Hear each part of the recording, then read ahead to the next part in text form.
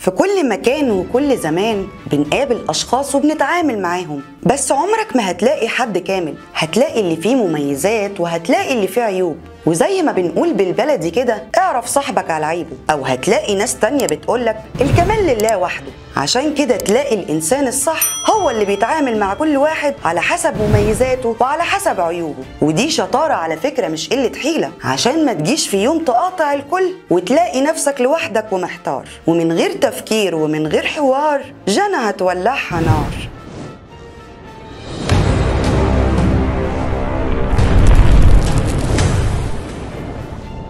لو أخدتوا بالكوا كده من المقدمة هتلاقوا إننا فعلا عايشين في حياتنا بحلوها ومرها، حتى في التعامل مع أقرب الناس لينا. في منهم اللي فيه مميزات حلوة وبنحبها، وفي برضو أكيد عيوب بنكرهها، بس المحصلة في الآخر بنتعامل معاهم وما نقدرش نبعد عنهم، لكن بنحاول نغير منهم للأفضل. وده الطبيعي اللي بيحصل في أي شيء في الحياة. يعني في شقتك هتلاقي فيها مميزات وفيها برضو عيوب، ولو عندك عربية هتلاقي برضو فيها المميزات وفيها برضو العيوب. يعني من الآخر أي شيء حوالينا هنلاقيه كده. للأسف مفيش حاجة كاملة. وإحنا بنقلب كده على اليوتيوب ومواقع السوشيال ميديا وقع قدامنا فيديو لشاب خليجي. الفيديو بصراحة شد انتباهنا جدا، لأني لقيناه بيتكلم عن شيء يخص بلدنا مصر. وطبعا أي حد خاصة لو مش مصري بيتكلم عن بلدي لازم كده أقف وانتبه واسمع كويس هو بيقول إيه، وعايز يوصل من اللي بيقوله ده لإيه.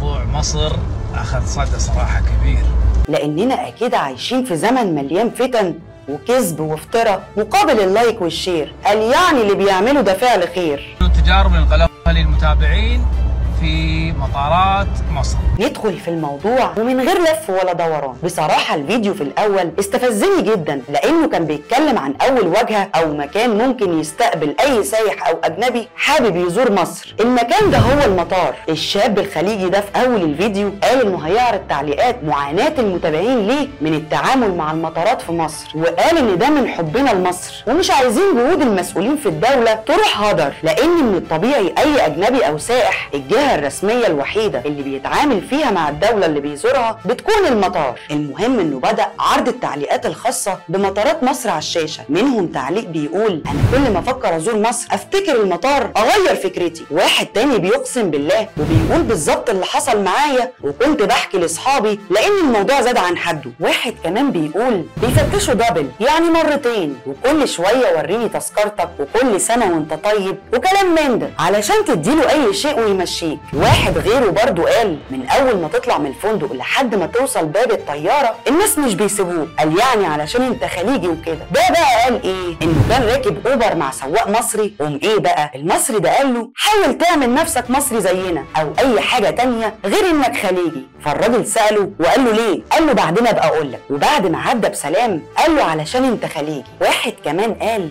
فاتتني الطياره مره بسببهم وبسبب تعطيلهم رغم اني دفعت ليهم المقسوم. طبعا زي ما شفتوا كده ده كلام ما يحبوش اي مصري بيحب البلد دي ونفسه تبقى احسن. للاسف قعدنا برضو نقلب في التعليقات، اتضح ان نسبه تتخطى ال 95% مع الفيديو ومع صحه الكلام. ومن ضمن التعليقات مواطن سعودي قال نصا كده اعشق مصر واعشق شعبها، لكن للاسف كل الكلام اللي اتقال صح. برضو كان في تعليقات لبعض المصريين على الفيديو، منهم اللي قال انا مصري ومش عايز انزل مصر اللي هي بلدي وده بسبب المطار، ومنهم اللي قال العاقل يتمنى ان تنتهي المشكله والمجنون هو من ينكرها. وفي المصري اللي حب يتاسف على كلامهم وقال اتمنى المسؤولين يوصل لهم الكلام ده. طبعا احنا المصريين عارفين كويس قوي ان ده بيحصل، بس ده مش معناه ان المصريين كلهم كده او ان كل حته في مصر فيها الكلام ده. وزي ما قلنا في بدايه الحلقه زي ما في مميزات فاكيد في عيوب، وبالطبع اللي بيشتغل على عيوبه علشان يصلحها ده الاميز والانجح. يعني سياده الرئيس عبد الفتاح السيسي شغال على تطوير حاجات كتير في البلد وفاتح اكتر من جهه للتطوير والاصلاح،